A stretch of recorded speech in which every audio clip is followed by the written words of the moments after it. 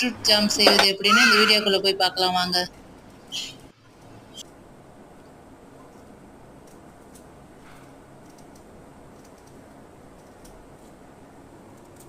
செய்யலாம். அதுக்கு இப்போ நான் பீட்ரூட்டை நல்லா துருவி வச்சிருக்கிறேன். அது கூட கொஞ்சம் தண்ணி ஆட் பண்ணி வேக வைக்கலாம்.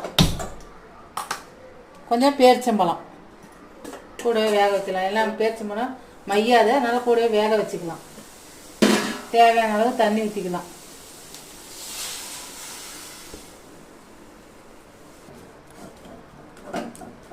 பேரிச்சம்பழம் வெந்துருச்சு. இப்போ ஆற வச்சு அரைச்சிட்டு வந்துடலாம்.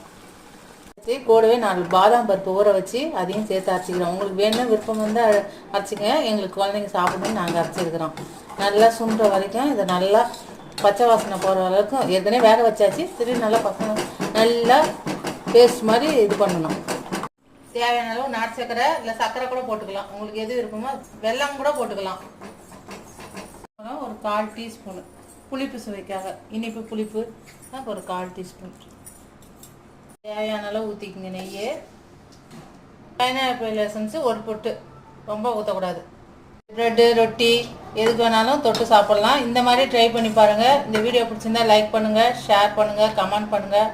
தேங்க்யூ, பாய்.